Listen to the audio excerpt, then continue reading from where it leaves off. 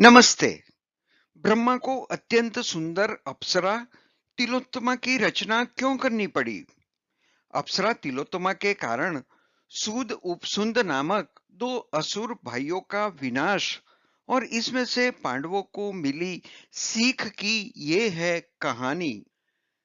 तिल एक छोटे कण के लिए एक संस्कृत शब्द है और उत्तम का अर्थ है सर्वोत्तम। इसलिए तिलोत्तमा का अर्थ है कि वह प्राणी जिसका सबसे छोटा कण सबसे उत्तम है या जो सबसे उत्तम और उच्चतम गुणों से बना है। ब्रह्मा जी ने संसार की सर्वोत्तम वस्तुओं में से एक एक तिल तिल के समान सुंदरता लेकर एक अत्यंत सुंदर अप्सरा की रचना की जो तिलोत्तमा के नाम से जानी गई। हिरण्यकशिपु के वंश में निकुंभ नाम का एक शक्तिशाली असुर था। सुंद और उपसुंद असुर निकुंभ के पुत्र थे। बड़े होकर दोनों असुरों के राजा बने। दोनों भाई बड़े प्रतापी और पराक्रमी थे, लेकिन स्वभाव से क्रूर थे। दोनों भाइयों में बहुत प्यार था। उनके शरीर अलग अलग थे, लेकिन आत्मा एक जैसी थी। वे एक साथ सभी काम करते थे, एक साथ राज्य पर शासन करते थे, एक साथ खाना खाते थे, एक साथ यात्रा करते थे और सब कुछ समान रूप से साझा करते थे। उन्हें अविभाज्य भाइयों के रूप में माना जाता था। बाद में सुंद और उपसुंद को त्रिलोक का स्वामित्व प्राप्त करने की महत्वाकांक्षा हुई। उस महत्वाकांक्षा से प्रेरित होकर दोनों विंध्याचल पर्वत पर जाकर तपस्या करने लगे। तपस्या भी कैसी, काफी कठोर थी। अन्न जल त्याग कर केवल वायु पर ही रहकर दोनों हाथ ऊपर उठाकर सूर्य की ओर देखकर वे तप करने लगे। सुंद और उपसुंद की कठोर तपस्या से प्रसन्न होकर ब्रह्मा प्रकट हुए और दोनों से वरदान मांगने को कहा।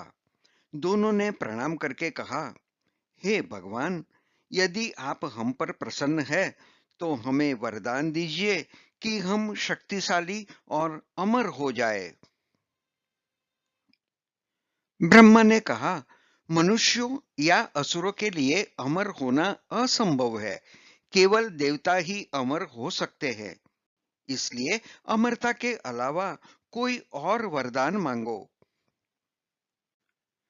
दोनों ने कहा, तो फिर इसके बदले हमें ऐसा वर दीजिए कि हम संसार में किसी से न मरे। अगर हम मरे तो हम एक दूसरे के हाथों से ही मरे। दोनों भाइयों ने सोचा था कि उनमें तो आपसी प्रेम बहुत अधिक है और वे कभी भी आपस में नहीं लड़ सकते। ब्रह्मा तथास्तु कहकर अंतर्ध्यान हो गए। वरदान प्राप्त करने के बाद वे दोनों प्रजा को परेशान करने लगे।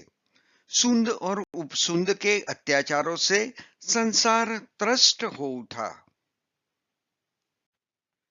सभी देवता ब्रह्मा के पास गए। उन्होंने ब्रह्मा को सुंद और उपसुंद की व्यथा के बारे में बताया और संसार के कष्ट मिटाने के लिए प्रार्थना की। ब्रह्मा ने उन्हें आश्वस्त किया और असुरों का नाश करने के लिए विश्वकर्मा से एक सुंदर अप्सरा तैयार करवाई। इसका निर्माण ब्रह्मांड के सर्वोत्तम रत्नों से हुआ था, इसलिए इसका नाम तिलोत्तमा रखा गया। ब्रह्मा के आदेश पर तिलोत्तमा असुरों को लुभाने के लिए निकल पड़ी।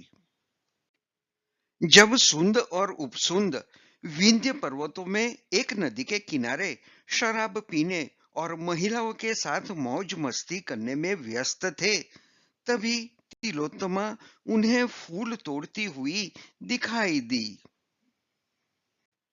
दोनों भाई उसकी कामुक सौंदर्य प्रतिभा से प्रभावित हो गए।